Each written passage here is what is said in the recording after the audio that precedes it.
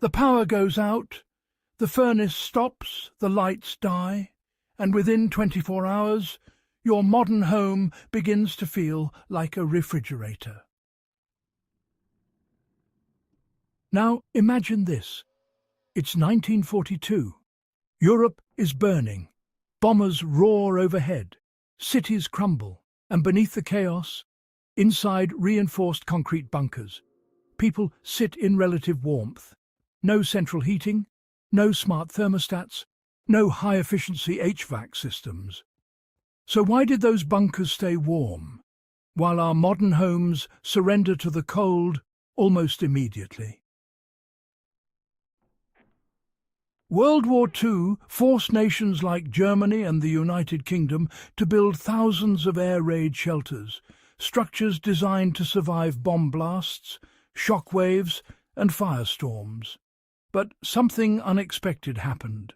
They were thermally stable, not cozy, not luxurious, but stable, even when winter raged above ground. The secret wasn't advanced technology. It was mass.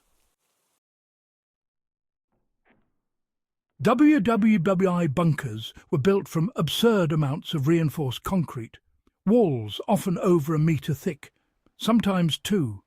Concrete isn't just strong, it's dense, and density means thermal mass. Here's what that means.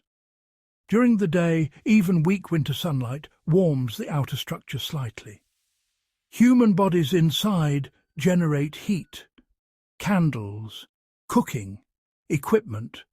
All of that warmth doesn't just float away.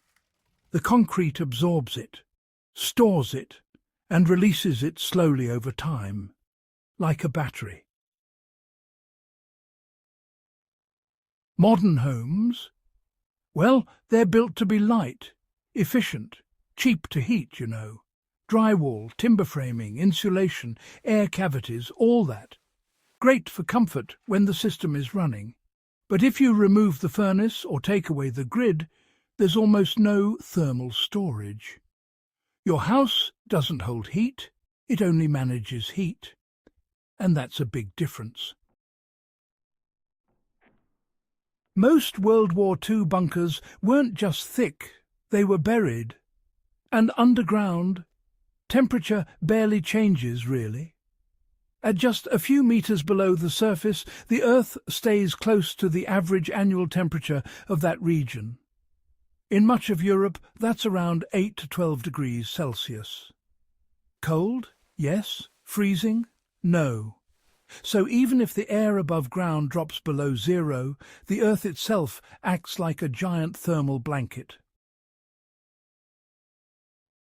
Modern suburban homes? They're exposed on all sides. Walls, roof, windows, floor.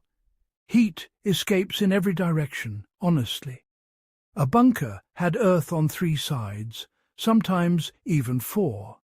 It wasn't fighting the cold wind. It was wrapped in the planet itself. Here's something uncomfortable. Bunkers were built to be airtight, not for energy efficiency, but to survive gas attacks. Ventilation systems were controlled, minimal, filtered. There were no drafty windows, no leaky attic hatches. Modern homes, even well-insulated ones, still leak air, tiny gaps, electrical outlets, window seams. Air exchange is necessary for health, but in a power outage, it accelerates heat loss. In contrast, many wartime bunkers were essentially sealed concrete vaults. Heat stayed inside because it had nowhere else to go. Comfort wasn't the goal. Survival was. You know, a single human body produces roughly 100 watts of heat at rest. Now, just imagine 50 people inside a bunker. That's 5,000 watts, the equivalent of several space heaters running constantly. In a sealed, high-mass environment, well, that heat accumulates. In fact, many bunkers became too warm during prolonged occupancy. Moist, stuffy, sweaty, but not freezing. Now, compare that to a modern home during a winter blackout. A family of 4 produces maybe 400 watts combined. Inside a structure with low thermal mass and continuous air leakage, that heat vanishes quickly. Your house doesn't absorb it, it lets it go. So here's the uncomfortable question. Have we optimized our homes for comfort at the expense of resilience? Modern architecture prioritizes efficiency under normal conditions. Thin walls, lightweight materials, large glass windows. They're cheaper, faster to build, easier to modify. But you see, they assume something critical. Continuous energy, gas lines flowing, electric grids stable, supply chains intact. WWII bunkers assume the opposite. They were designed under the expectation of interruption, of bombing, of blackouts, of isolation. And so they behaved differently. They didn't collapse thermally the moment systems failed. They defaulted to stability. Insulation slows heat transfer. Thermal mass stores heat. Those are not the same thing. Modern homes rely heavily on insulation, fiberglass, foam, air barriers. That works brilliantly when there's heat to conserve. But if interior heat drops below exterior temperature? Insulation doesn't create warmth, it only delays equilibrium. Bunkers combined insulation and massive storage capacity. That's why temperature swings were slow. Very slow. In some documented cases, bunker interiors shifted only a few degrees over days without active heating.